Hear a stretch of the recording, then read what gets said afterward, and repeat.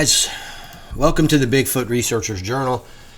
Today we're looking at South Florida on satellite, right? And I'm going to go over where I've had several different encounters. And the first place that we're looking at is the J.W. Corbett Wildlife Management Area, right? We're in sunny South Florida. We're just east of Lake Okeechobee. We got the Big O right here. And you know, coming out of the Big O, I'm getting emails from people that are around this levee and finding structures in the places that there are small wooded sections. What are we dealing with when people are sending images from these little tiny corridors? And if you look, the corridors run long enough where the creatures could get where they're actually finding the structures. But the J.W. Corbett Wildlife Management Area is where Melanie and I began the Bigfoot Researchers Journal, and half of our time was spent there, and half of our time was spent here in John C. and Mariana Jones Hungryland Wildlife Management Area. We're looking at what I would say is, you know, probably the largest and most prolific concentration of wild hominoids in South Florida, right? Period. Probably in the state of Florida specifically, because if you look at it, you can see that it's being encroached on from every single side. Well, this used to be this big, and then before that, it was mostly forest. We're working our way into these areas, right? In this particular area, they had to protect. This is Grassy Waters Preserve. This is where my first encounter in Palm Beach County happened, where I realized that you know, there's a giant guy in here, and he's like pissed off that I'm in here. My encounter happened in this particular area right here in this exact tree line. I found on the other side of this head, I found a palm tree. Oh my. So you can see where there's some gouges here. There were gouges from a palm tree that was thrown up on top of the barbed wire fence.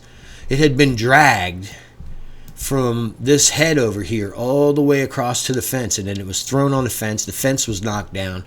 I pulled over and saw it, and I drove down to here, and there's a sign, and look, somebody's parked right there. I was going to go in here fishing and check the area out when I noticed the palm tree down this particular way here.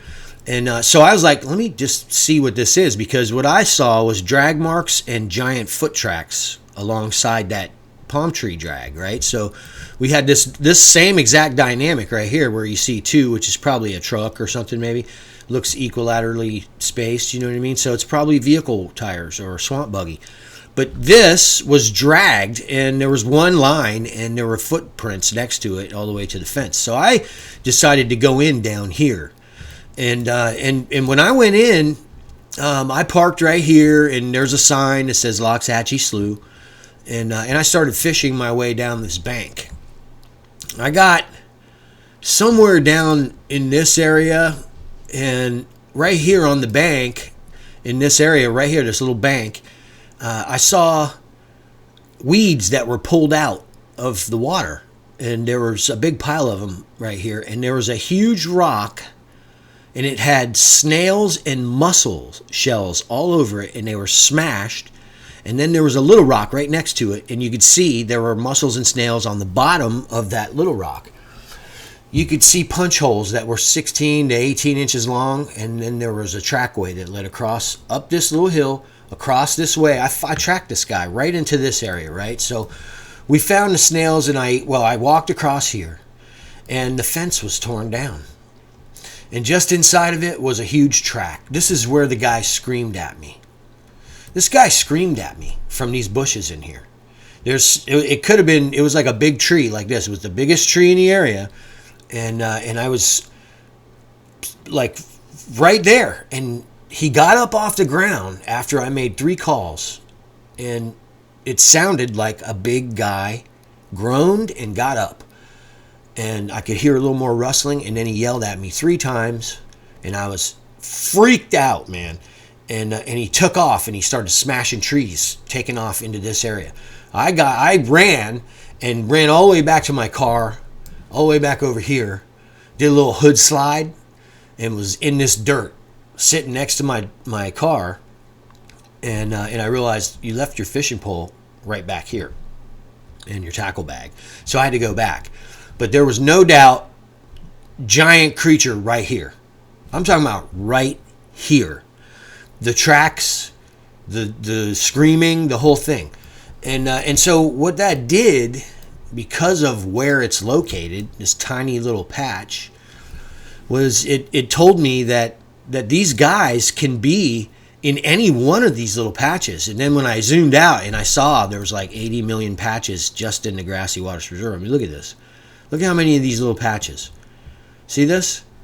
All of these little dry areas are potential habitats because this is all flooded in between it. The darker areas are in the water.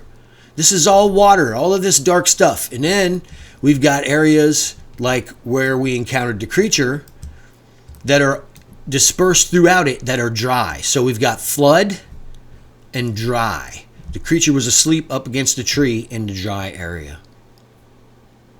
However, it was also along the fringe, which is interesting. And that was one of the first things that I was able to put together. That was in 2012. In 2013, in September, I was asked by a friend to go hiking with him somewhere. And I was like, well, where do you want to go? And he's like, I don't know, man. Teach me about this tracking thing you're doing. And I was like, okay. So I looked on satellite and I was looking for a place to fish because I typically like to go fishing where I'm tracking. You know what I mean? Let's go fishing and kill two birds with one stone because it's kind of fun. Excuse me. So we went to John C. and Mariana Jones Hungryland Wildlife Refuge and Wildlife Management Area. And I don't actually, I never actually had been here. And I don't actually think that my friend was here either, Matthew. But we went there and we came in and we fished along this canal here.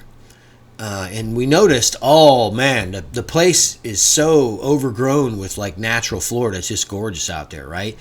But it really doesn't, according to like what the Bigfoot experts would show you as Bigfoot habitat, it just doesn't seem to jive. You know what I mean? This is Florida, man. You know what I mean? And you start looking around and you're thinking, man, there's nothing out here. You could see it if it was out here. You know what I mean? And so anyway, we fished along these canals until we got down to right here. Right here, we were fishing, and I was looking out in this area over across the canal, and I saw what appeared to be a huge a huge saw palmetto head, and it looked like it had a giant archway, 8.5 to 9 foot doorway in one side of it. I mean, it looked like an arch, and it was like an entrance. And I saw it from fishing over here, so I was like, let's go. So we went over here and we drove down and we got out and we walked over. Meanwhile, out in this area right here, there was a swamp buggy. And they were firing guns at this direction. So here we are coming out, and this was all flooded too, by the way. We came off this road and it's a drop. You go down a little levee right here. And then we walked and waded through the water, and we got here, and here's this entranceway, and it stinks. And then all of a sudden, buckshot and bullets are coming into the palmettos because right over here is a swamp buggy firing all these guns off. Well, at the time, we didn't realize that it's the FWC. There are no swamp buggies allowed out here except for wildlife management. So these guys were out here firing guns off while the swamp buggy was moving full bore. I'm talking about they had it floored, and they were firing at least 3 different types of guns off. We didn't ever got to look at who was on the swamp buggy. We just know we heard 3 different types of guns while the buggy was moving. If you read Florida state law, you'll see that that's illegal. I think one of the reasons they made it illegal is it's possible that these morons that were on the buggy firing guns irresponsibly into the bushes were unaware that there were 2 hikers in here. And these guys were wearing badges. This is the kind of like hillbilly hee-haw horse shit we're dealing with. I've literally been in the woods and had these goofballs set it on fire to where I had to run with my wife. These people do not think before they do anything. They're wearing badges and they're managing the giants. Right. I have a lot of faith in that. So anyway, we went over here. We walked in. They start firing guns. Like, you know, we don't have any common sense. There's nobody out here. Right. Cars everywhere. They're firing guns. So my money says we need to get out of this water. So we go back to the truck and we go down this road to try to look for some high ground. We were like, man, where's the water moccasins, right? So we were leaving. Here they come. Coming this way in the swamp buggy, shooting off guns. We drive down all the way to this trail. It's the old Jupiter Indian Town Trail. This is the beach to lake trail right here, right? If you look, it goes all the way east, man. This is where I saw the creature, right? And where I saw the creature is very telling. He came out from right here and he jumped this trail and disappeared into this thicket. So we were coming up, we were right about here, and all of a sudden the swamp buggy is somewhere in this area and they're firing guns in our direction again. Were they shooting at this hominoid? I don't know. We were on a trail and saw him jump.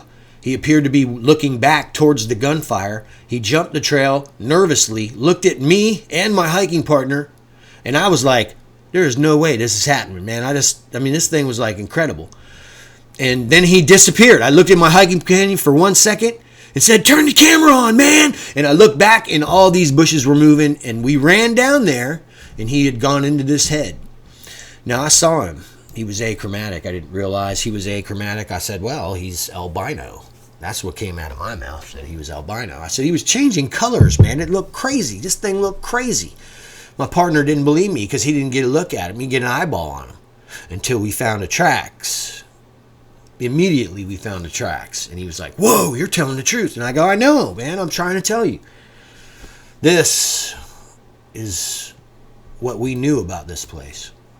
That somebody was shooting off several types of guns. This guy appeared to be running from them. He saw us and then disappeared into here. At first I thought, well, maybe he was getting out in front of the swamp buggy and trying to get out here because maybe they were shooting at hogs. But I honestly don't believe they were shooting at hogs. I think they were shooting at him. I think there was a campaign out here to try to get rid of these creatures. I know there still is. I've witnessed things in this area from this cow pasture. Sniper positions. And this is where they live. This area right here is where they live. This is the area we call the crossroads. You'll see on satellite, it's very simple to get to. You just have to drive in, go all the way down, park in the cul-de-sac, and this is where Carrie and I were live when the creatures were running around screaming and running off. This is where we were parked. And the creatures were right here, and he ran off in this direction. Carrie was standing right here live on Bigfoot Odyssey, and I was actually out in the prairie trying to catch him on film, on thermal, when I caught the other one peeking around a tree. You can watch that video here on YouTube where we caught the creature as the other one was running away screaming, and Carrie was live on Bigfoot Odyssey. Now that's cool.